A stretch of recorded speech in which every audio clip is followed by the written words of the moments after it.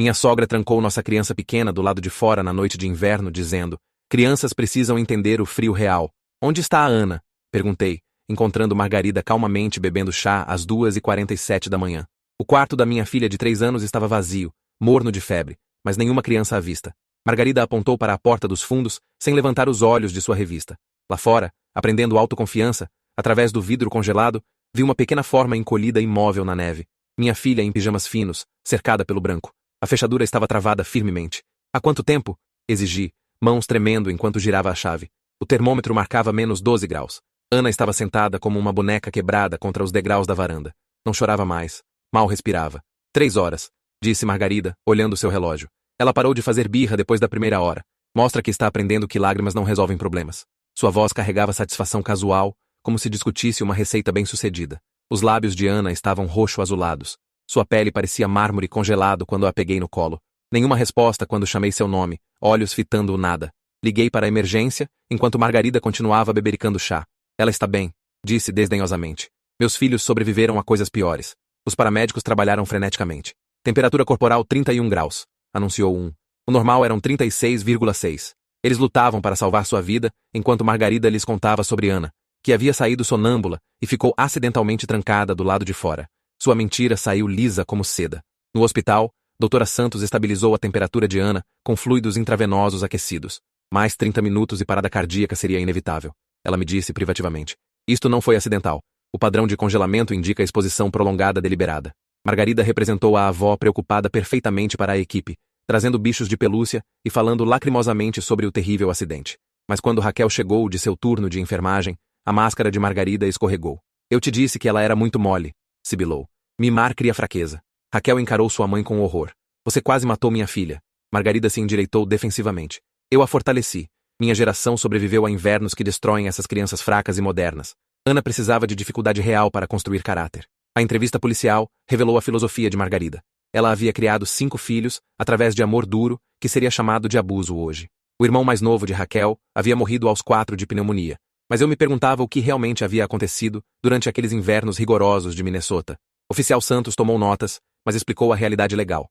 Sem testemunhas do real trancamento, provar perigo intencional era quase impossível. A história de sonambulismo de Margarida fornecia dúvida razoável. Acusações criminais eram improváveis, sem mais evidências. Instalei câmeras escondidas por toda a nossa casa, imediatamente. Se Margarida se aproximasse de Ana novamente, eu teria prova. Mas ela era mais esperta que isso. Contratou o advogado João Moreira e começou a construir um caso de que eu era um pai inadequado, paranoico e controlador. A batalha pela custódia começou 3 semanas depois, quando Margarida entrou com pedido de direitos de visitação dos avós. Seu advogado alegou que Raquel estava sendo manipulada por um marido abusivo que estava tentando isolá-la da família. Eles me pintaram como instável, obcecado com teorias conspiratórias sobre o erro inocente de uma avó amorosa. A irmã de Margarida, Helena, testemunhou que eu sempre fui ciumento do relacionamento próximo de Margarida com Raquel. O pastor de Margarida, reverendo Francisco, falou sobre suas décadas de trabalho voluntário com programas infantis na primeira igreja batista. Até nossos vizinhos a descreveram como avó devotada, que sempre trazia biscoitos caseiros durante as visitas. Meu advogado, David Reis, lutou contra a reputação cuidadosamente construída de Margarida. Ela havia passado 60 anos construindo a fachada perfeita de respeitabilidade. Voluntária da igreja, líder comunitária, matriarca amada que havia criado 5 filhos bem-sucedidos, sozinha após a morte do marido. Quem acreditaria que tal mulher fosse capaz de deliberadamente congelar uma criança? Raquel foi despedaçada pelo processo. Sua mãe a havia criado sozinha depois que o pai de Raquel morreu num acidente de carro, quando ela tinha 8 anos. Margarida havia trabalhado turnos duplos como supervisora de fábrica para manter comida na mesa e roupas nas costas de seus filhos. Raquel se lembrava daqueles anos como difíceis, mas cheios do amor feroz e determinação de sua mãe. Talvez você realmente tenha mal entendido o que aconteceu naquela noite. Raquel me disse após uma sessão de tribunal particularmente brutal, onde o advogado de Margarida havia destroçado minha credibilidade. Mamãe tem seus jeitos antiquados, mas ela nunca machucou ninguém. Você estava em pânico. Estava escuro. Talvez não tenha sido tanto tempo quanto você pensou. Mas eu não conseguia esquecer a satisfação na voz de Margarida quando disse que Ana havia parado de chorar após 1 hora. O modo casual como ela olhou o relógio ao me dizer que haviam sido 3 horas. O travamento deliberado daquela fechadura. Isto não foi mal entendido. Foi tentativa de assassinato. Durante a 3ª semana das audiências de custódia, notei que o comportamento de Margarida estava se tornando mais errático. Ela encarava Ana durante visitas supervisionadas com uma intensidade que me arrepiava. Trazia presentes estranhos, casacos de inverno em julho, bolsas de gelo disfarçadas como brinquedos, livros sobre sobrevivência em condições adversas, Ela está planejando algo, disse a Raquel, após uma visita particularmente perturbadora, onde Margarida havia passado 1 hora ensinando Ana sobre sintomas de hipotermia, alegando ser educativo. Raquel achou que eu estava sendo paranoico, mas a obsessão de Margarida com frio e resistência estava escalando. A descoberta veio de uma fonte inesperada, 6 semanas após o início do caso de custódia. A amiga de infância de Raquel, Emma Hartwell, me contatou após ver cobertura jornalística. Preciso te contar sobre o irmão de Raquel, Tommy, ela disse, sua voz tremendo no telefone. O que aconteceu com ele não foram causas naturais. Emma tinha 7 anos quando Tommy morreu aos 4, idade suficiente para lembrar detalhes que adultos haviam dispensado ou esquecido. Margarida costumava trancá-lo do lado de fora quando ele se comportava mal, ela me contou. Mesmo no inverno, ela chamava de consequências naturais e dizia que crianças precisavam entender que o mundo era frio e implacável. Na noite em que Tommy pegou pneumonia, Emma estava dormindo na casa de Raquel. Ela testemunhou Margarida arrastando Tommy para fora em sua cueca, às 23 horas depois que ele havia molhado a cama. Ela disse a ele que poderia entrar quando aprendesse a se controlar como um menino grande. Eu observei da janela do andar de cima enquanto ele batia na porta, mas ela simplesmente o ignorou. Tommy havia sido trancado do lado de fora por mais de 4 horas no tempo de fevereiro, assim como Ana. Ele desenvolveu pneumonia naquela noite e morreu 3 dias depois no hospital. O atestado de óbito dizia causas naturais, mas Emma lembrava da satisfação fria de Margarida, enquanto Tommy lutava para respirar naqueles dias finais. Ela continuava dizendo que ele estava finalmente aprendendo a ser forte, Emma lembrou. Mesmo enquanto ele estava morrendo, ela dizia às pessoas que pelo menos ele não estava mais chorando. Ela fazia parecer que sua morte era de alguma forma edificante para o resto da família. Com o testemunho de Emma, peticionamos para reabrir a investigação da morte de Tommy. O médico legista explicou que hipotermia severa comprometia gravemente sistemas imunológicos, tornando pneumonia mais provável e mais mortal. A disciplina de Margarida havia causado diretamente a morte de seu próprio filho 40 anos atrás.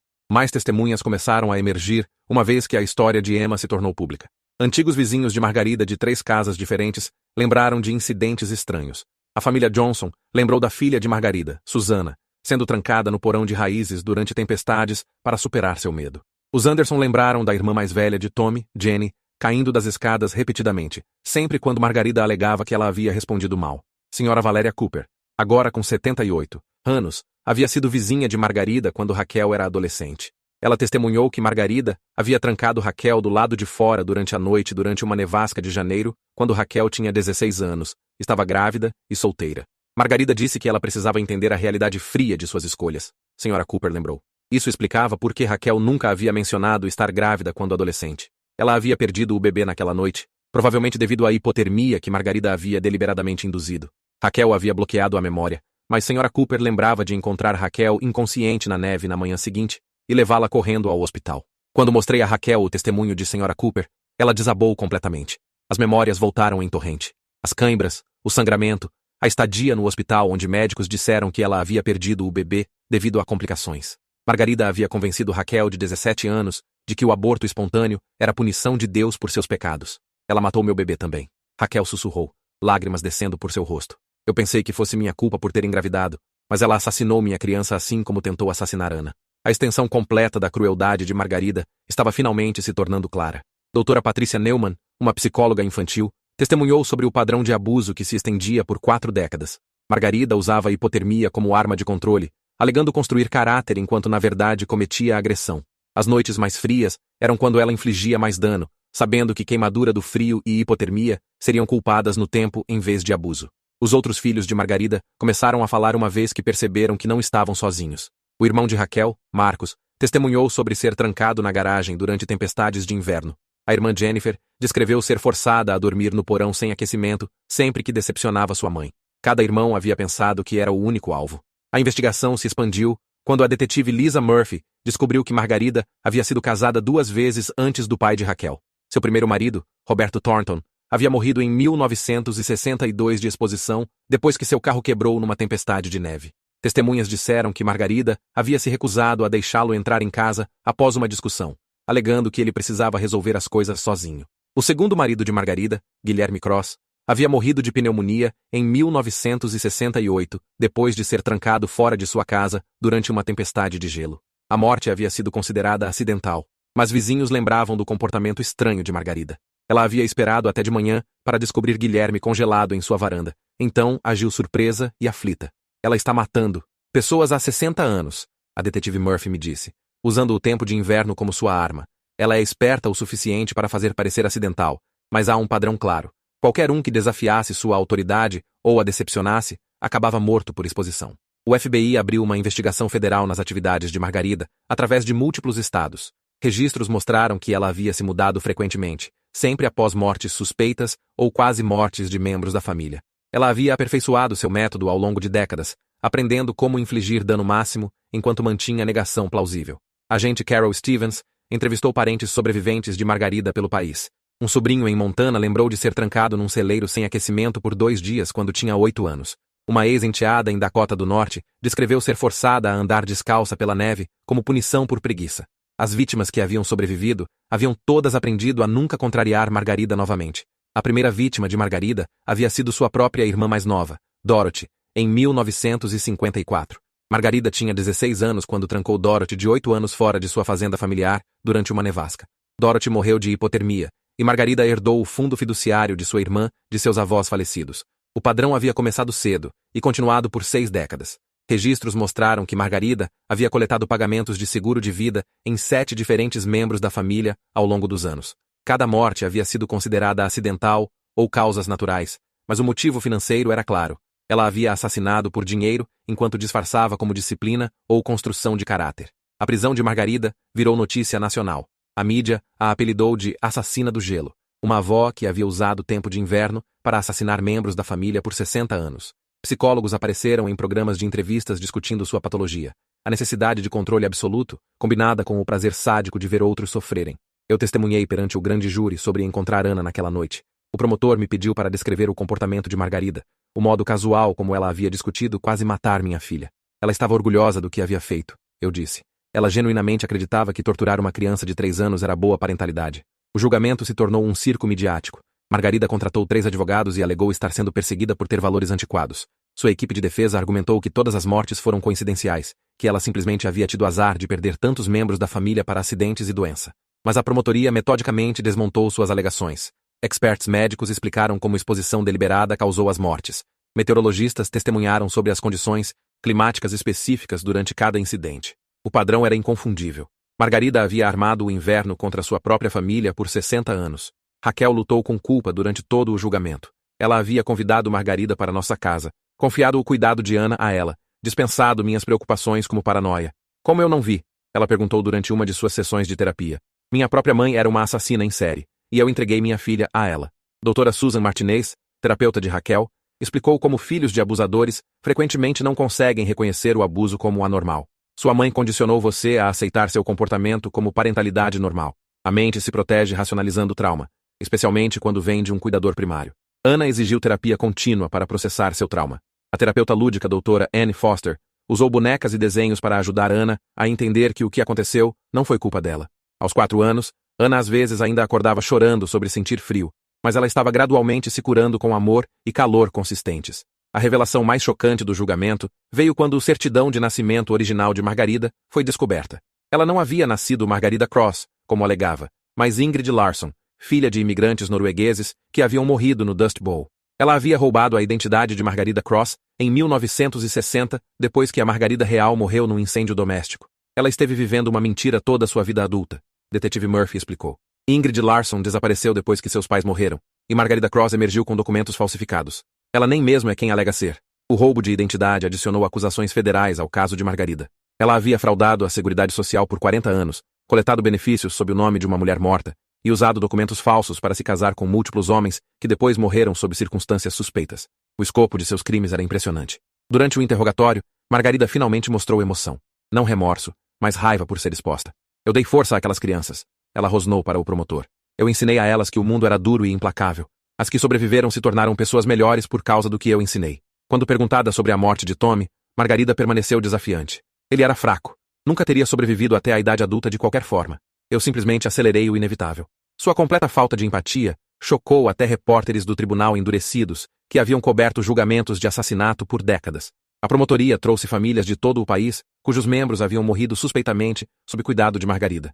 Uma prima do Oregon, cuja filha havia morrido de exposição durante uma viagem de acampamento com Margarida, um sobrinho, do Texas, cujo filho havia se afogado num lago congelado sob supervisão de Margarida. O padrão se estendia através de décadas e linhas estaduais. Doutora Elizabeth Hawthorne, uma psiquiatra forense, testemunhou sobre o perfil psicológico de Margarida. Ela exibe traços psicopáticos clássicos: falta de empatia, senso grandioso de si e a habilidade de manipular outros através de charme e engano. Ela genuinamente acredita ser superior a outras pessoas e ter o direito de determinar quem vive ou morre. O testemunho mais prejudicial veio das próprias vítimas sobreviventes de Margarida. Seu filho, Marcos, agora em seus 50 anos, descreveu anos de tortura de inverno disfarçada como construção de caráter. Ela me trancaria na garagem sem aquecimento por dias, alegando que me faria forte. Eu quase morri múltiplas vezes, mas ela disse que isso provou que eu era digno de sobrevivência. Jennifer, filha de Margarida, testemunhou sobre abuso psicológico que acompanhou a tortura física. Ela nos diria que, se morrêssemos do frio, isso provava que éramos fracos e merecíamos. Ela nos fez acreditar que nossa sobrevivência dependia de sua aprovação e que qualquer sofrimento era nossa culpa por sermos inadequados. O júri ouviu gravações dos telefonemas de Margarida da prisão, onde ela discutiu seus planos de terminar o que começou com Ana, uma vez que fosse libertada.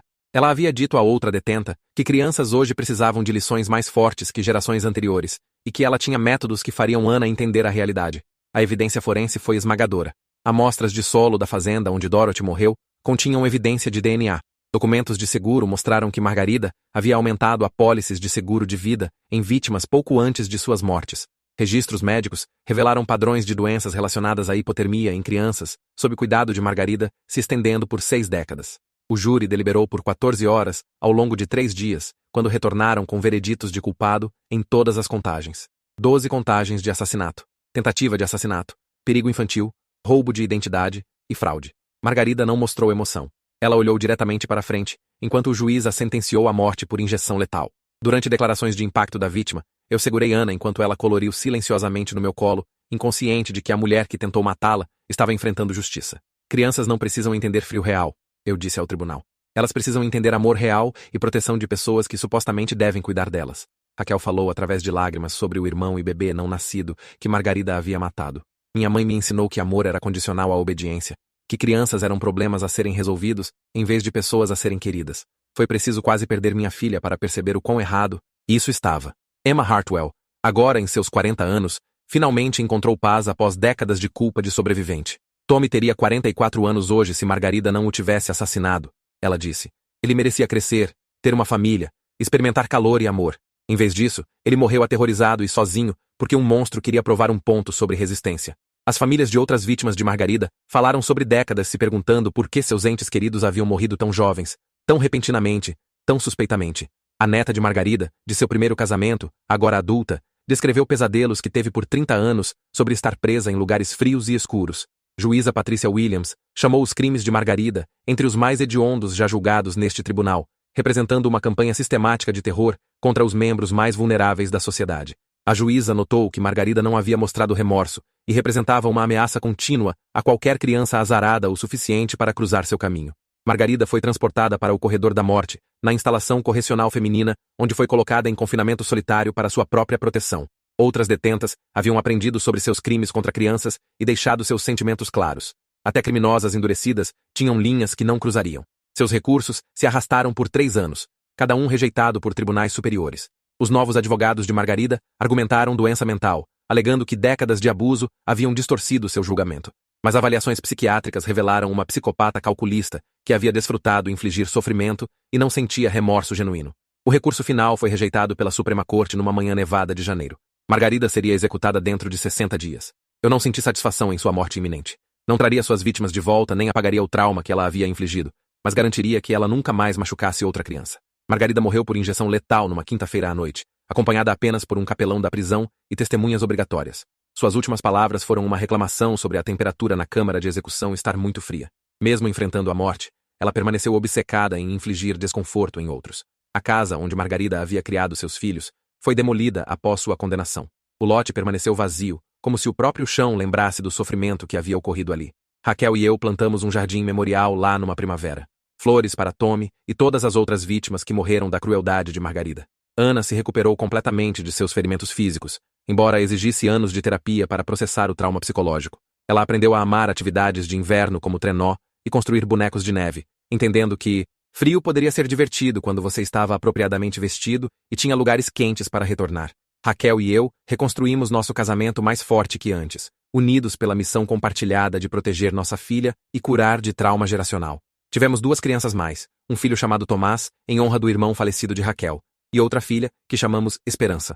Nos mudamos para Arizona, onde os invernos eram suaves, e Ana podia brincar fora o ano todo sem medo. O calor ajudou todos nós a curar física e emocionalmente. Ana cresceu numa criança confiante e amorosa, que confiava que seus pais sempre a manteriam segura. Emma Hartwell se tornou uma amiga próxima da família. Sua coragem em falar tendo salvado a vida de Ana e exposto às décadas de assassinato de Margarida. Ela havia carregado culpa sobre a morte de Tommy por 40 anos, mas testemunhar finalmente lhe deu paz e encerramento.